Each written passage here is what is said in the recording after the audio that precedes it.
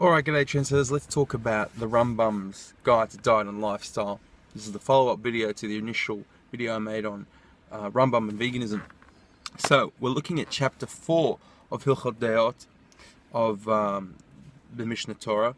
And what's very important right off the bat is I'm going to put a link down below to the translation of the original from Chabad.org, and it's up to you. And every single listener or watcher needs to go and look at the original source, because that's the most important thing when it comes to Torah, and also it's very important when it comes to diet and lifestyle advice. Do your own research, find what the original source says. Don't just listen to somebody's conjecture or interpretation. I bought a book on the Rambam's diet and lifestyle, and to be honest, it's this big, and I don't know what's their interpretation, what's their advice, and what's the Rambam's advice. They don't really delineate. It's not a good book. I wouldn't recommend it. So what's very important is go to the original source, which is chapter 4, Hilchot Diet. That's going to be there. And I'm also going to put my little crib notes, my little abbreviation notes that I made in the description below, that you can look at your leisure. But look at the original, very important.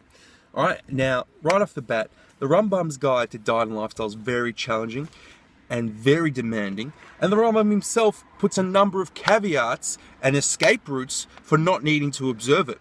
Alright, so right off the bat, you've got to read right to the end of chapter 4, and then you'll understand, well, should I actually even be following this advice, as difficult and demanding as it is? So we're going to look at those caveats first, and then we're going to look at what it says. So if you look at Halacha 20, the Rambam actually takes a bold move and says, if you follow this advice, I guarantee you health. However, what are the conditions? Little asterisks is there. You have to not be in a drought or plague, or you have to have not dealt with a harmful habit since birth. So what does that mean, a harmful habit since birth? It's not explained, but perhaps a harmful habit since birth could be consuming animal products, the Western lifestyle, Western diet. We're seeing the harm that's having to our populations with all the heart disease, type 2 diabetes and cancer we're dealing with, not to mention the host of other chronic and debilitating illnesses, which are diet related. So that's a big problem off the bat. Then we go to Halacha 21, and the Rambam actually says, look, my advice is great, but if you've got any significant illness or malfunctioning organ he uses, or have held a harmful habit for a considerable amount of time, don't follow my advice. Then you need to go to the medical sources, the medical literature. He says you've got to consult the medical literature.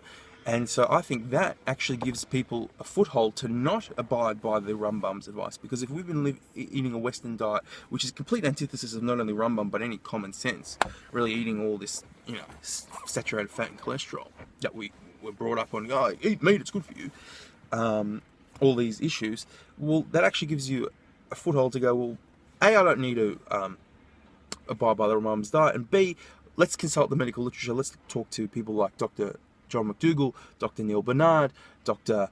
Michael Greger, Dr. Esselstyn, all these other medical doctors and scientists who are advising us nutritionally to adopt a plant-based, vegan lifestyle with no meat, dairy or eggs or fish, for a whole host of reasons.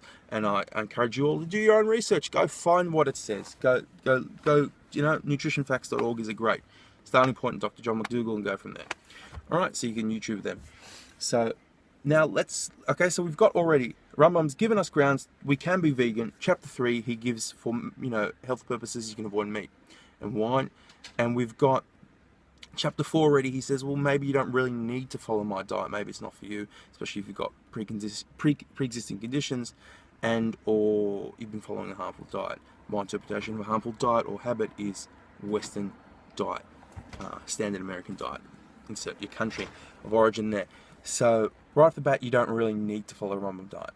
So what is the Rambam diet? Well, look for yourself, but let's talk about some salient points.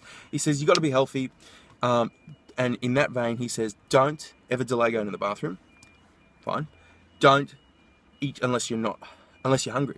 And then he says when you eat, you should only eat to 75% of satiation, 75% of fullness.